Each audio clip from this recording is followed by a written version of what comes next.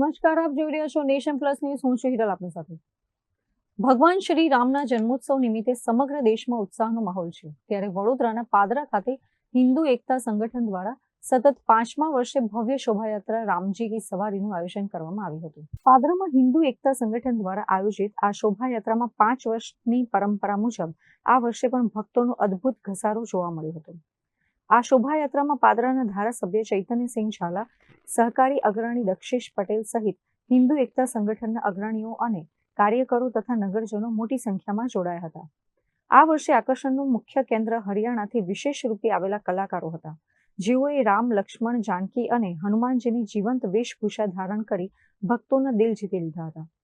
શોભાયાત્રા જે માર્ગો પરથી પસાર થઈ ત્યાં પાદરાના વિવિધ ગણેશ મંડળો દ્વારા ઠેર ઠેર ભવ્ય સ્વાગત કરવામાં આવ્યું હતું. શ્રદ્ધાળુઓએ ભગવાનની આરતી ઉતારી અને પુષ્પ વર્ષા કરી ધન્યતા અનુભવી હતી.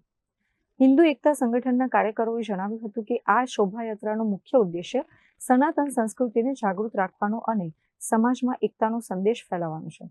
સમગ્ર નગરયાત્રા દરમિયાન શિસ્તબદ્ધ માહોલ અને અતૂટ શ્રદ્ધાના દર્શન થયા હતા.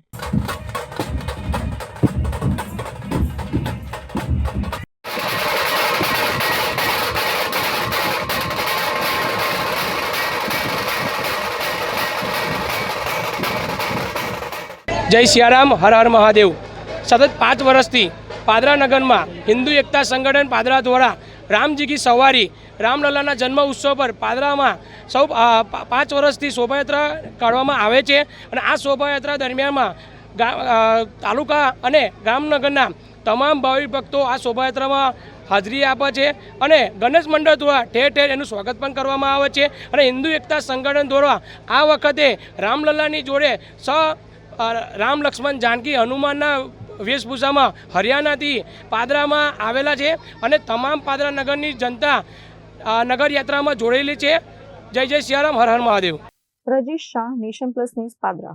સમાચારોના સતત અપડેટ મેળવવા માટે અમારી નેશન પ્લસ ન્યૂઝની યુટ્યુબ ચેનલને સબસ્ક્રાઇબ કરો, બેલ આઇકન દબાવો અને જોડાયેલા રહો ફેસબુક, ઇન્સ્ટાગ્રામ અને ટ્વિટર પર.